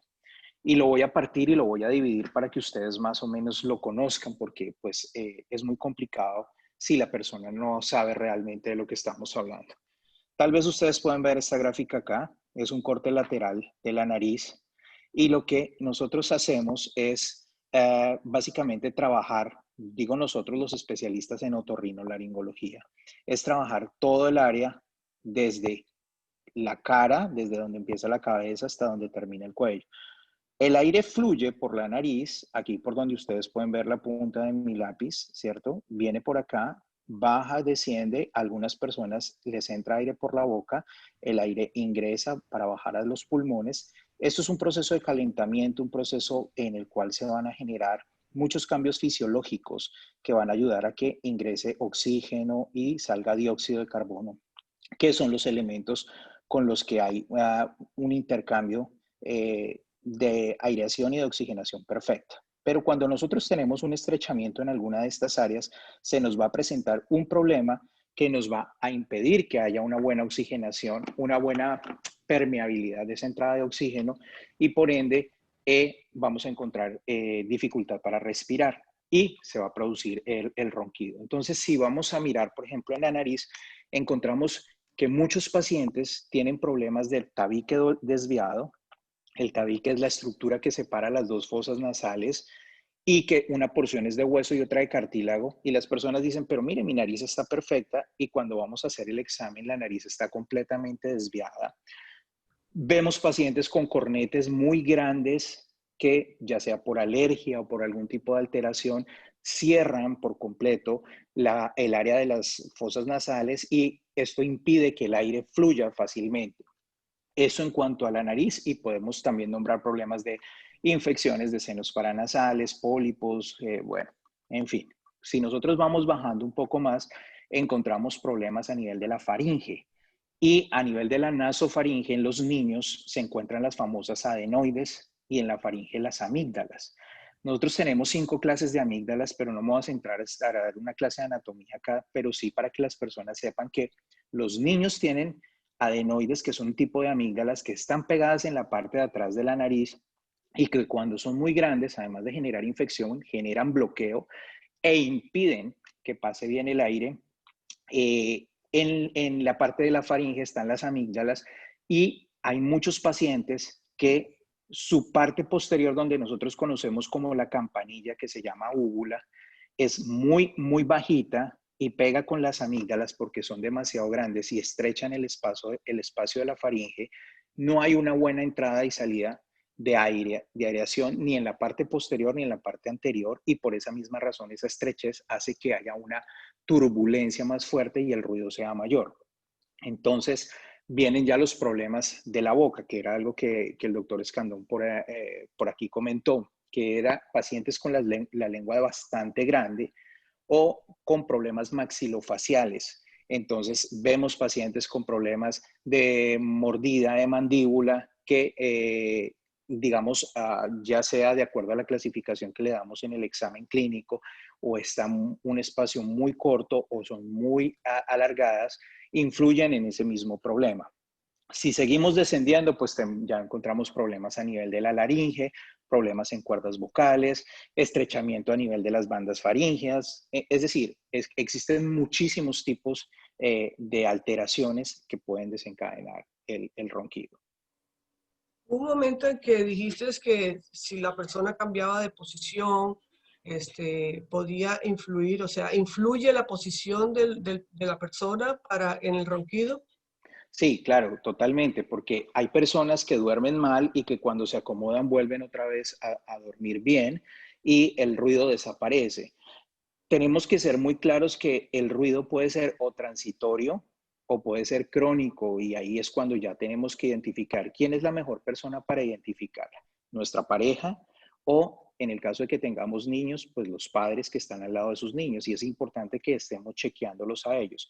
Porque ahorita que la doctora Rivera hablaba, por ejemplo, de los niños que son hiperactivos y que a veces no les ponen muchísimo cuidado por problemas de sueño, para mí es muy, muy, muy importante anotar que existen pacientes, sobre todo en niños, que también ocurren en adultos, con déficit de atención por respiración oral. Es decir, tenemos niños en este momento, una población muy grande de niños que permanecen con la boca abierta, que son riníticos, que tienen el tabique torcido o que tienen problemas de alergias muy severos o amígdalas muy grandes, y son niños que están respirando por la boca todo el tiempo. Si el niño no oxigena bien o el adulto no oxigena bien y no entra la cantidad de oxígeno que necesitamos al cerebro y a los pulmones por una obstrucción, estos chicos se vuelven hiperactivos y las personas también se vuelven dispersos. Y es el niño que en el colegio no rinde porque precisamente está distraído, porque se duerme, por muchísimas otras causas que impiden que el niño oxigene bien. Y estos niños terminan medicados o terminan con otros tipos de tratamientos y resulta que era simplemente solucionarle algo obstructivo. Y cabe anotar el comentario que hacía el doctor Escandón de que él está en contra un poco de las cirugías, pero yo estoy, siendo yo cirujano, no es que esté ni a favor ni en contra, pero sí tenemos que ser muy claros que si yo tengo un paciente que por alguna causa, algún mecanismo me está generando obstrucción, yo tengo que retirarlo. Si yo tengo una piedra que me está impidiendo abrir o cerrar una puerta, pues yo tengo que tomar esa piedra y removerla de ahí. Entonces es lo que hace la cirugía. Si yo tengo un paciente con unos pólipos nasales, con unos cornetes muy grandes, con un tabique desviado, con unas amígdalas muy grandes o procesos infecciosos a repetición, yo tengo que hacerle un procedimiento, y de eso se trata la cirugía. No se trata de operar por operar, pero sí se trata primero de hacer un diagnóstico claro e identificar si el paciente lo requiere, porque es que muchos pacientes terminan en una cirugía de sueño para solucionar sus problemas de sueño, y les hacen una cirugía muy común que ahorita pues de pronto cerrando les comento, pero el paciente no la necesitaba. El paciente requería, era un problema de solución de un tabique desviado o de un tratamiento para una alergia, y que esa era la causa de su ronquido. O ya si hay problemas de sobrepeso, o ya se agotaron todas las opciones del manejo de diagnóstico. Nosotros usamos un examen adicional a la polisomnografía que algunos institutos de sueño nos proveen. Realizamos una nasofibrolaringoscopia, que es una endoscopia con una manguerita muy flexible con la que introducimos a través de la nariz y vamos mirando cada estructura hasta que llegamos a la laringe, y muchas veces bajo hasta el punto donde se dividen los bronquios, la parte pulmonar, llego hasta allá. Que no es mi campo porque eso ya se lo dejamos al neumólogo, pulmonólogo, pero que yo trato de hacer las pruebas y analizar qué tan estrecho está el espacio, y hay unas maniobras especializadas que hacemos con el fin de determinar si el paciente está generando un problema ya desde la faringe, de la hipofaringe, de la laringe o simplemente me estoy enfocando directamente en la nariz y en la boca. Entonces es importante identificar la causa, pero si hay algo que lo está obstruyendo, es mejor removerlo. Y esto no se va a remover con tratamientos médicos y termina el paciente en cirugía. Sí, creo que de pronto, bueno, ahorita cuando hablemos de la cirugía como tal, el doctor Juan Carlos de pronto se estaba refiriendo a la cirugía del ronquido como tal, no lo que estuviera obstruyendo. Pero háblanos rápidamente, de pronto ilústranos las diferencias entre un paciente roncador, un respirador oral y un paciente con apnea del sueño. ¿En qué se diferencia? Bueno, el paciente de apnea de sueño que ya el doctor Escandón tuvo la oportunidad de hablar, pues es ese paciente que hace esos episodios que queda suspendida su respiración aproximadamente 10 segundos o depende cuánto, y que vuelve otra vez a respirar. Entonces es ese episodio clínico que nosotros diagnosticamos como que hay una ausencia básicamente de respiración. Hay esa obstrucción y se pierde esa comunicación respiratoria y hay un bloqueo, una ausencia. Eso es básicamente la apnea, para cortarlo, porque pues ya el doctor Escandón dio toda la explicación de lo que realmente es la apnea. El paciente roncador, pues es ese paciente que puede ser cualquiera de nosotros, adulto o niño, que puede roncar simplemente porque se acostó mal en una posición, 2, porque tiene una patología, o 3, simplemente porque tiene un episodio transitorio que puede ser un resfriado, una alergia, hizo reacción mientras dormía, se prendió el ventilador o se prendió el aire acondicionado, o hay personas que en el auto prenden el aire acondicionado y en la noche están completamente obstruidos, tapados, y esas personas empiezan a roncar sin darse cuenta. Pero hay personas que simplemente lo hacen por un momento transitorio, o hay personas por obesidad que también lo hacen. Es decir, ese es el paciente que nosotros catalogamos como un roncador o crónico o un episodio transitorio, pero tenemos que llegar a identificar si ya el problema se volvió crónico y nosotros nos damos cuenta que nuestra pareja se está roncando todo el tiempo y que posiblemente está haciendo episodios de apnea, pues mejor visitar al especialista. Pero si nosotros vamos al cuarto de nuestro hijo, de nuestros hijos, y nos damos cuenta que ellos son los que están presentando eso, es bueno visitar tanto al pediatra, pero también al otorrino. Porque es que a veces ocurre, hay lugares donde hay trabajo en equipo, y eso es importantísimo, porque no todos tenemos la última palabra. Y no todos podemos llegar a determinar si el paciente requiere o no requiere un tratamiento médico o quirúrgico. Entonces, si nosotros trabajamos con el pediatra de la mano, con el especialista en sueño, pues podemos llegar a un diagnóstico perfecto para el paciente y podemos darle un muy buen tratamiento. Pero si nosotros tomamos el paciente como nuestro y lo manejamos a lo que nos acomodamos, pues hay que tener también ese análisis de que el paciente se nos puede salir de las manos y no termina en un tratamiento. Y he visto muchos pacientes que llegan a la consulta y ya les han hecho cirugía de nariz, tabique, cornetes, les han tratado todos los problemas, le han operado las amígdalas, en fin, le han sacado todo y el paciente sigue roncando. Entonces, hay que saber eso. Ahora bien, algo también muy importante, y ya es el respirador oral. El respirador oral es el niño o el adulto que todo el tiempo ha respirado por la boca porque nunca aprendió a respirar por la nariz. Desde niño se cayó, se golpeó la nariz, se fracturó su nariz o sufrió de alergias muy importantes o tiene pólipos, y el niño o la persona llegó a su edad adulta y se acostumbró a respirar y anda todo el tiempo con la boca abierta. Saliva mucho, produce demasiada saliva, y en el proceso de crecimiento hay una alteración de los maxilares, entonces crecen mal, y por esa misma razón también terminan en cirugía maxilofacial.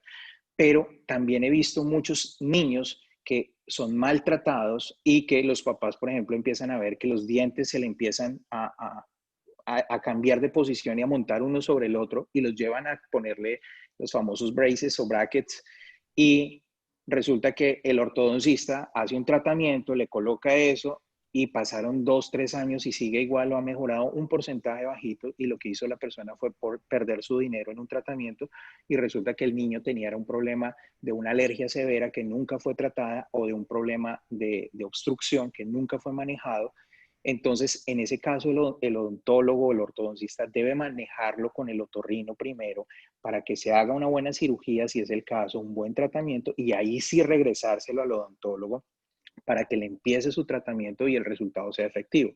Entonces, el respirador oral es ese adulto o niño que anda todo el tiempo con la boca abierta y que, por lo menos en mi consulta, muchas veces llegan es porque tienen malformación de nariz y quieren corregir la parte estética, o porque el maxilar está mal o necesitan mentón y que estéticamente no se ven bien, pero cuando nos vamos al proceso ya de análisis diagnóstico, vemos en la radiografía o la perfilometría, que es un examen que yo suelo hacer al analizar que el paciente tiene una alteración en el crecimiento y desarrollo de sus huesos.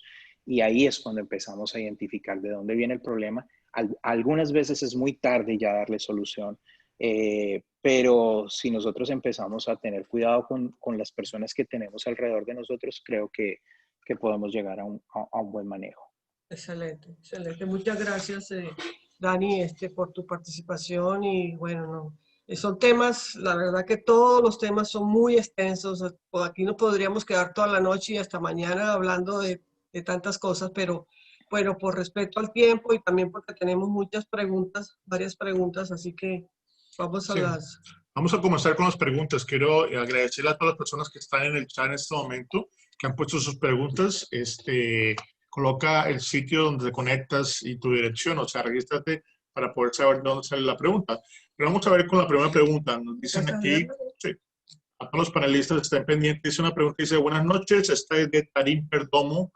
Dice, buenas noches, quisiera saber a qué se debe que una persona cuando duerme se le salga la saliva, doctor Escandón.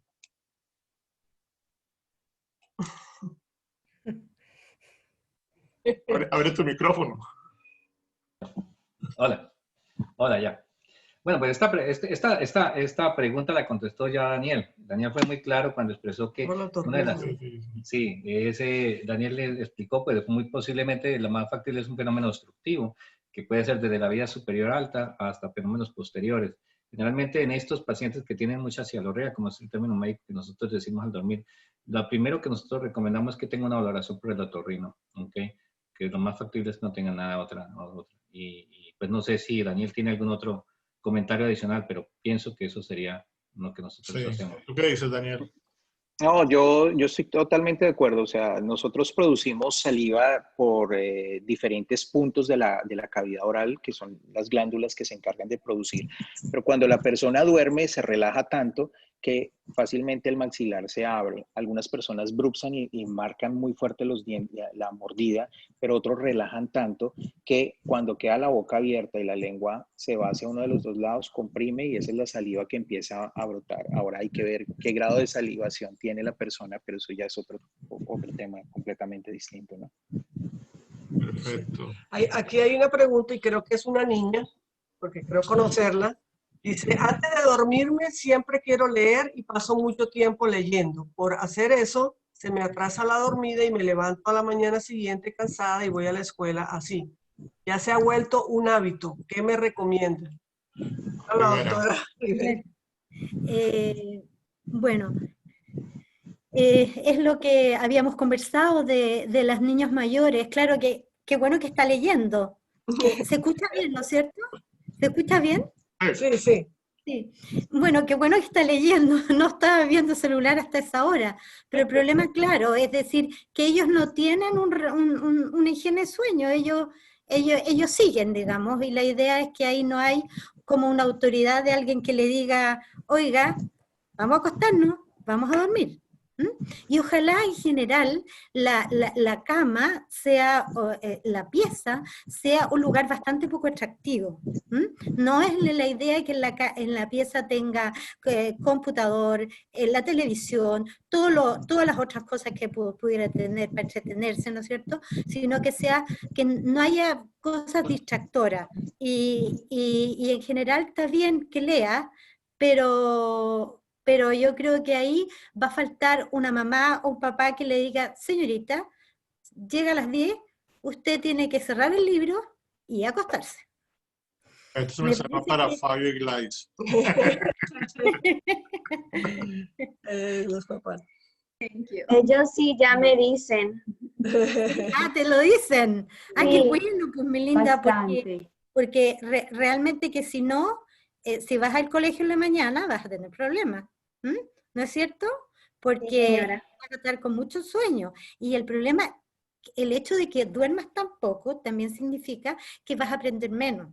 Entonces tú tienes una cara muy de inteligente, pero la idea es que te vayas súper, súper. ¿Ya? Sí, doctora. Ya, chao. Gracias, gracias. Muy linda.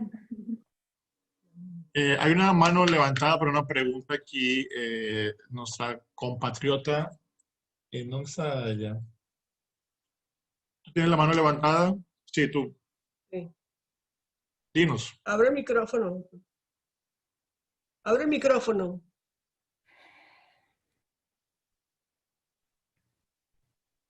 ¿Cómo fue? Aquí está. Sí, buenas noches. Una pregunta. ¿De dónde te comunicas? De Ciénaga de Oro, Córdoba. Sí, Margelis. Ok. Doctor, ¿a qué se debe que una persona duerma no profundamente, sino por encima? O sea, que todo lo siente. Superficial. ¿Quién podría responder? ¿El Sí, doctor ¿me está Lorenzo? escuchando? Sí, doctor, O cualquiera sea, que me lo que responda. preguntas es que tienes un sueño ligero. Lo Muy que dices, superficial. superficial. Claro. Sí, Ah. sí, claro, claro.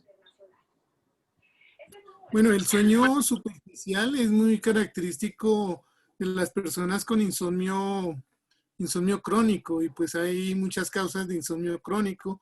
Ya dijimos que las principales causas son cuadros ansiosos, personas que son muy ansiosas o viven muy estresadas con cualquier ruido, si suena el celular, si pasa un carro y pita, o si hay algún sonido de la nevera que está cerca de la habitación, eso la puede despertar.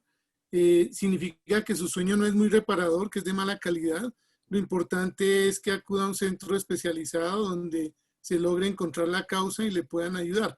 Pero el sueño superficial es un síntoma de que no está durmiendo bien, y seguramente al día siguiente usted puede estar de mal genio, irritable, deprimida, con dolor de cabeza, con muchos síntomas, con fallas de memoria, inclusive a largo plazo, ¿no? Entonces es muy importante que lo consulte. Perfecto. Sí, aquí hay otra pregunta que dice, ¿la relación entre la luna llena y el insomnio es especialmente en las mujeres? Tiene varias preguntas. Después dice, ¿cuánto tiempo de siesta es recomendable? Y las pastillas, dice, porque dice, ok. ¿Alguna relación entre la luna llena y el insomnio? No hay ninguna evidencia ni para los trastornos mentales, que en ocasiones dicen que las personas se enloquecen más durante la época de luna llena, o que las mujeres se enloquecen en esa época, son simplemente mitos de la gente. No hay ninguna evidencia médica de que eso ocurra así, tampoco respecto al insomnio. La duración de las siestas deben ser de alrededor de 20, 30 minutos, es lo ideal, para que no haya un desencadenamiento de lo que se llama la inercia del sueño, que si se hace una siesta ya muy prolongada, se le restan horas a la noche y puede empezar a tener problemas de sueño en la noche. La otra pregunta era respecto a los hipnóticos. Sí, Betsy, dice... ¿quieres hacer la pregunta tú? ¿Era Betsy? Sí, Betsy. Es que quita el micrófono. Betsy, quita el micrófono. Es acerca de cuánto tiempo de siesta es la recomendable. Y Ya él me para... respondió, pero también con respecto a lo que había hablado sobre la falta de evidencia científica entre la luna llena y el insomnio, y que eso es un mito, la pregunta fue porque nosotros sabemos que hay una relación entre la marea y la luna, y también la cuestión de las plantas. Y se cree que, por ejemplo, los antiguos peruanos guiaban sus crops, ¿cómo se dice? Sus cosechas, dependiendo de los astros, de la posición de la luna, etc. Por eso hice esa pregunta, pero ya me la respondieron. La última que tenía era las pastillas para dormir y la adicción a esas pastillas, que si uno empieza a tomarlas continuamente y deja de tomarlas, puede estar tan prendida, hooked a estas pastillas que después si no las toma no puede dormir. Y Bueno, la última que tenía era el uso de la melatonina como un inductor del sueño. Bueno, respecto al uso de los medicamentos para dormir, pues hay distintos grupos de medicamentos. Digamos que la gran mayoría, sobre todo las benzodiazepinas, producen cuadros de abstinencia y de adicción.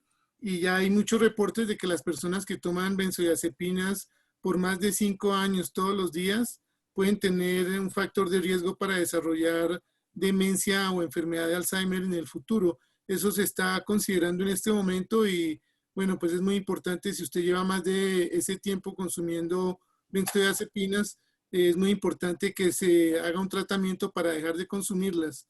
Respecto a otros hipnóticos, hay otros que no producen tantas adicciones, que se llaman, por ejemplo, los medicamentos zetas, los antidepresivos, pues obviamente que actúan sobre el sueño, no le van a producir ninguna adicción. Entonces depende como del medicamento que se esté usando. Es muy importante que cuando su médico se lo formule, siempre pregunten eso, ¿no? Si el medicamento le va a causar adicción o no.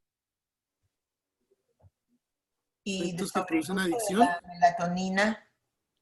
Y ya le voy a responder. O sea, lo importante es que hay metodologías para suspender los medicamentos que producen adicción y es muy importante recurrir más a terapias como la cognitivo-conductual, en la cual uno le puede enseñar al paciente a dormir sin necesidad de tomar medicamentos. La melatonina tiene utilidad, como lo dijo la doctora Daphne Rivera, en los niños. Es muy útil, sobre todo en niños con problemas del neurodesarrollo, niños autistas, en ocasiones les va bastante bien.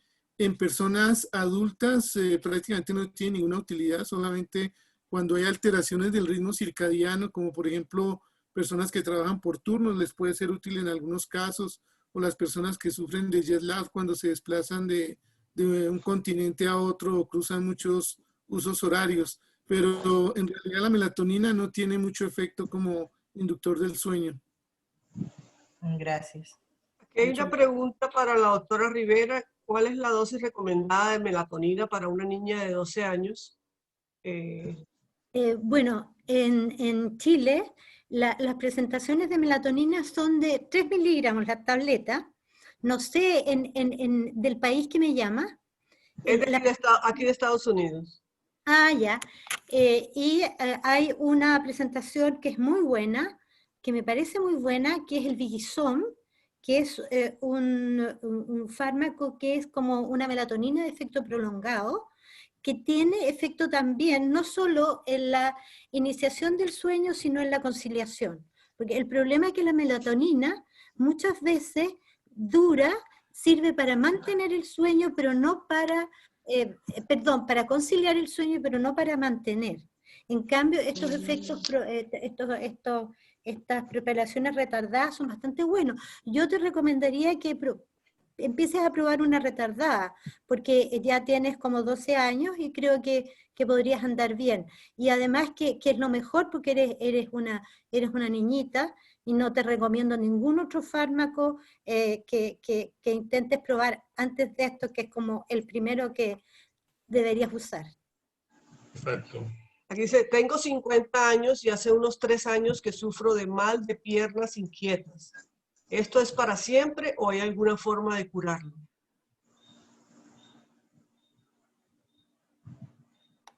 No sé quién nos puede responder, doctor. Bueno, yo con frecuencia veo muchos pacientes con síndrome de piernas inquietas. Digamos que básicamente hay como pacientes con un síndrome primario, o sea que no se conoce muy bien la causa, nosotros lo llamamos idiopático, y en estos pacientes pues se benefician de tratamientos que tienen que ver con medicamentos y también con mejoría de los hábitos de sueño, ¿no? Y hay otros pacientes que tienen ya problemas de piernas inquietas secundario a otras enfermedades. Por ejemplo, los pacientes renales crónicos con bastante frecuencia lo sufren. En ocasiones, mujeres embarazadas también se exacerba. O personas que tienen neuropatía diabética o alguna alteración, venas varices, alguna alteración en las piernas que puede hacer que se produzcan, ¿no? Lo importante es que consulte un centro de sueño, consulte un especialista en sueño. Si no lo hay en el sitio donde usted vive, pues consulte por lo menos un neurólogo o un psiquiatra que seguramente le van a ayudar.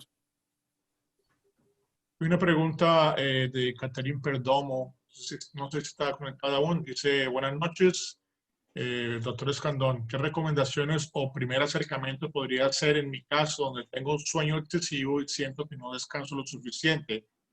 Dormir varias horas. Hace ya varios años tengo hipotiroidismo. Bueno, pues lo primero que, ella viene de Bogotá, la conozco. Primero que todo, saludarle y gracias por la pregunta. Una de las cosas más importantes que ella tiene que entender es que si tiene hipotiroidismo, toca mirar los niveles de cómo están sus hormonas tiroideas, ¿ok? Porque hay una cierta relación en pacientes con insomnio crónico, en alteraciones en la hormona tiroidea. Y la otra es que primero hacerse valorar, ¿ok? Por un especialista en sueño, para determinar qué tipo de insomnio es que realmente tiene, y si es un insomnio real o es un insomnio ficticio, porque muchas veces la gente piensa que duerme, pero realmente no está durmiendo. O, perdón, piensa que no duerme, pero realmente sí duerme. Entonces hay que hacer una muy buena historia clínica, ¿ok? Y de acuerdo a eso se determina el manejo de esta pacientica, ¿ok? Perfecto. Sí. Hay otros que Hay varias preguntas, pero están varias veces repetidas. ya han sido contestadas.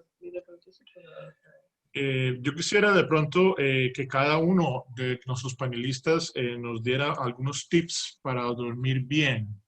Hay diferentes personas que preguntan eso. No sé si podemos expresar algún tip para dormir bien con el doctor Escandón y vamos pasando cada uno. Bueno, pues yo les voy a dar el tip que siempre les recomiendo a mis pacientes. Lo primero es que su cuarto no sea de lujo y que la cama solamente sea para dormir y tener actividad sexual.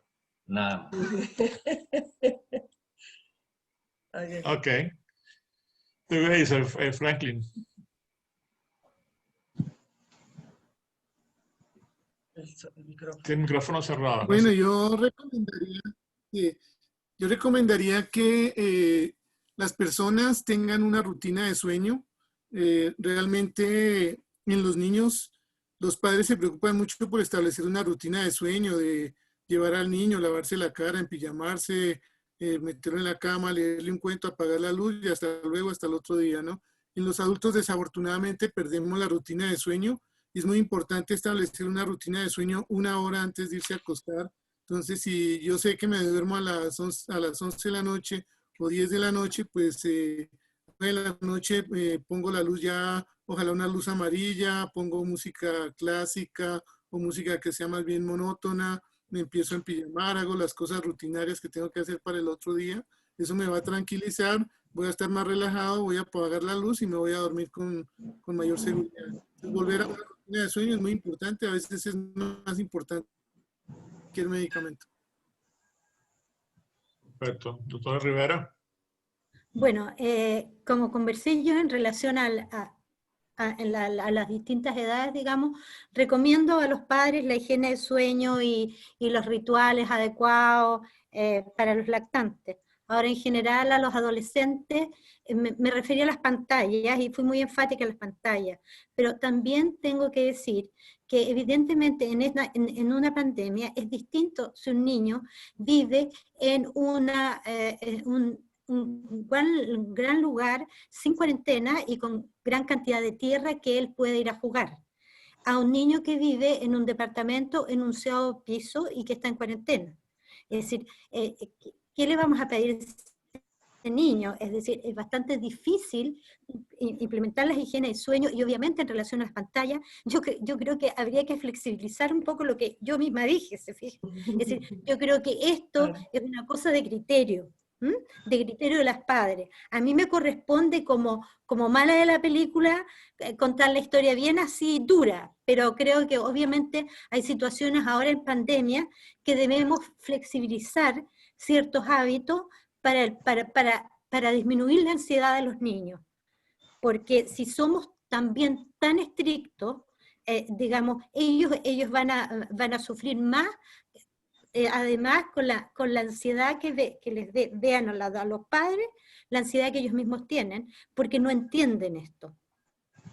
Yo creo que es importante, como les digo, flexibilizar también. Perfecto. Y doctor Manrique, ¿tienes algún tip para el sueño también? Bueno, yo creo que el tip que yo le puedo decir a las personas es, y que lo practico, antes de ir a dormir, meditar. La parte de meditación ayuda muchísimo para respirar y darnos cuenta nosotros mismos si lo estamos haciendo bien, si estamos respirando, si estamos oxigenando bien. Yo soy muy amigo de la tecnología, me encanta la tecnología porque se han desarrollado demasiadas aplicaciones que nos ayudan a determinar cómo está nuestro sueño, nuestro ritmo circadiano, y hay dispositivos electrónicos que hoy en día miden, por ejemplo, la frecuencia cardíaca, el pulso, y hoy en día ya también cuánto está la oxigenación de nuestro organismo, y eso nos puede ayudar también a orientarnos a nosotros mismos. La tecnología se utiliza para aplicarla, y me parece que es muy útil el ayudar a nosotros a determinar si tenemos o no obstrucción en alguna parte, si estamos respirando bien por nuestras fosas nasales, si nos estamos ahogando. Y yo pienso que la meditación y la respiración, esos ejercicios antes de descansar, nos pueden ayudar a darnos cuenta que puede estar pasando, ¿ok? Perfecto. Muy bueno, excelente. Muy bien, como decía el doctor Escandón cuando comenzó, que teníamos que dejar por lo menos una palabra rema, y era que tenemos que aprender a dormir para tener un sueño reparador. Y tenemos que saber lo de la higiene, el tema de la higiene, tener en cuenta toda esa rutina es fundamental. Quiero darle las gracias a todos los participantes, quiero darle las gracias a todos los panelistas, a la Clínica Sono, a la doctora Rivera, del Grupo de Chile, que estaremos en contacto para próximos eventos. Obviamente, Muchas gracias a ustedes por la invitación. También doctor Franklin Escobar por su participación, el Grupo de Bogotá, y me encanta que tengan ya ese crecimiento tan alto en la parte de sueño, y que ojalá esa especialidad crezca lo más rápido posible. Al doctor Escandón por su participación local, representante aquí en los Estados Unidos, a quien conocemos ya por largo tiempo y tenemos bastantes cosas de trabajo en conjunto. Por supuesto, a Daniel Manrique por su excelente participación. Un tema bien apasionante. Quiero decirles que cada 15 días el programa de Medicina y Comunidad al Día trae un tema importante para la comunidad, un tema importante para que deje rema y para que lleve una enseñanza a todo el mundo en diferentes niveles en toda Latinoamérica. Quiero que, si, como les decía al principio, si nunca ha estado en este programa antes, tengan la posibilidad de registrarse, de visitar nuestra página web. Si el programa lo quiere volver a ver, va a estar en las redes, va a estar en YouTube en las próximas 48 horas, estará posteado y usted lo puede volver a ver, lo puede repetir, lo puede compartir, puede invitar a personas.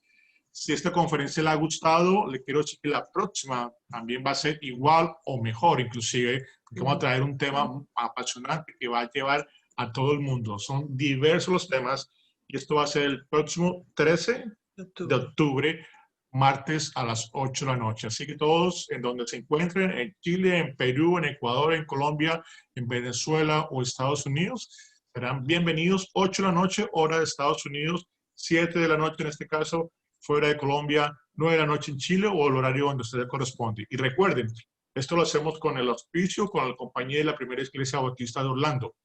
Misión que tenemos como Medicina y Comunidad al Día es tratar el cuerpo, la mente y el espíritu. Por eso queremos invitarlos a que se conecten a Facebook Live o a la página de Orlando, firstorlandohispano.com, o a través del canal YouTube de First Orlando en español, para que vean los servicios internacionales que se realizan originados en Orlando para todo el mundo, todos los sábados y domingos a las 1:30 de la tarde. Conéctense, esperamos que hayan pasado y hayan encontrado respuesta a muchas de sus preguntas, y estoy seguro que hemos podido gozarnos esta noche. Doctor Eleusilio de Barranquilla, le mandamos un abrazo a su familia y a todo el mundo. Saludos. Y bueno, muchas gracias a todos. Gracias por Muchas participar. bendiciones.